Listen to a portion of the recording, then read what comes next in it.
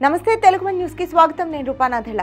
Konda Surekha సమయంను కోల్పోయారా? Social మీడియాలో తనపై trolling వెనుక కేటీఆర్ ఉన్నారన్న అనుమానంతో ఆమె విచక్షణ కోల్పోయి మాట్లాడుతున్నారా అంటే పరిశీలకులు అవునని అంటున్నారు। తెలంగాణ రాజకీయాలలో ఇప్పుడు కొండా సురేఖ వ్యాఖ్యల రచ్చ హోరెత్తిపోతోంది। అసలే హైడ్రా కూల్చివేతలతో ఇంటా బయట వెలువెత్తుతున్న వ్యతిరేకతతో ఉక్కిరిబిక్కిరి అవుతున్న రేవంత్ సర్కార్కు ఇప్పుడు కొండా సురేఖ వ్యాఖ్యలు కొత్త తలనొప్పి తెచ్చిపెట్టాయి। ఆమె వ్యాఖ్యలతో కాంగ్రెస్ సర్కార్ పార్టీ ప్రతిష్ట మంటగలిసే ప్రమాదం ఉందని అంటున్నారు పరిశీలకులు। దీంతో ఆమెపై చర్యలు తీసుకోక తప్పని అనివార్య పరిస్థితి రేవంత్ కు ఏర్పడిందని విశ్లేషిస్తున్నారు। నష్ట నివారణకు చేసిన ప్రయత్నాలు ఫలించే పరిస్థితి కనిపించడం లేదంటున్నారు। తాజాగా కేసీఆర్ ను కేటీఆర్ ఏదో చేసి ఉంటారన్న కొండా సురేఖ చేసిన వ్యాఖ్యలు పరిస్థితిని మరింత దిగజార్చాయి। బీఆర్ఎస్ కార్యనిర్వాహక అధ్యక్షుడు మాజీ మంత్రి కేటీఆర్ పై విమర్శల పేరుతో ఆమె సినీ హీరోయిన్లపై అనుచిత వ్యాఖ్యలు చేశారు। మరీ ముఖ్యంగా సమంత, నాగచైతన్య విడాకులు, రకుల్ ప్రీత్ సింగ్ పెళ్లి విషయంలో ఆమె చేసిన వ్యాఖ్యల పట్ల సర్వత్రా ఆగ్రహం వ్యక్తమైంది।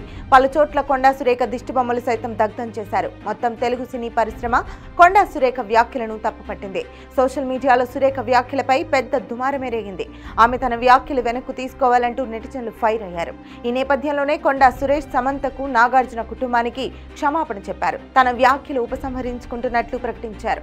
కాంగ్రెస్ కూడా నష్ట నివారణ చర్యలకు ఉపక్రమించింది। కొండా సురేఖ తన వ్యాఖ్యలను ఉపసంహరించుకుని క్షమాపణ చెప్పినందున ఈ వివాదానికి ఫుల్ స్టాప్ పెట్టాలని కాంగ్రెస్ కమిటీ అధ్యక్షుడు కోరారు। అయితే సమంత, నాగచైతన్య విడాకుల విషయంలో తాను మాట్లాడిన మాటలను ఉపసంహరించుకుని క్షమాపణ చెప్పిన కొండా సురేఖ కేటీఆర్ విషయంలో మాత్రం వెనక్కు తగ్గేదేలే అంటున్నారు।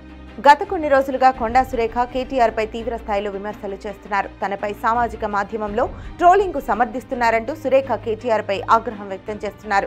ఈ నేపథ్యంలోనే ఆమె సమంత, నాగచైతన్య విడాకుల కారణం కేటీఆర్ అంటూ తీవ్ర వ్యాఖ్యలు చేశారు। అలాగే హీరోయిన్లకు డ్రగ్స్ అలవాటు చేసి వారిని వేధించారని కూడా విమర్శలు చేశారు। ఓవైపు ఆ రచ్చ అలాగే కొనసాగుతుండగానే కొండా సురేఖ మరోసారి నోరు జారారు। బీఆర్ఎస్ అధినేత కేసీఆర్ ప్రజా జీవితం నుంచి దూరంగా ఉండటానికి కూడా కేటీఆర్ కారణమని తీవ్ర స్థాయిలో ఆరోపణలు చేశారు। కేటీఆర్ ఆయనను ఏదో చేసుకుంటారని వ్యాఖ్యానించారు।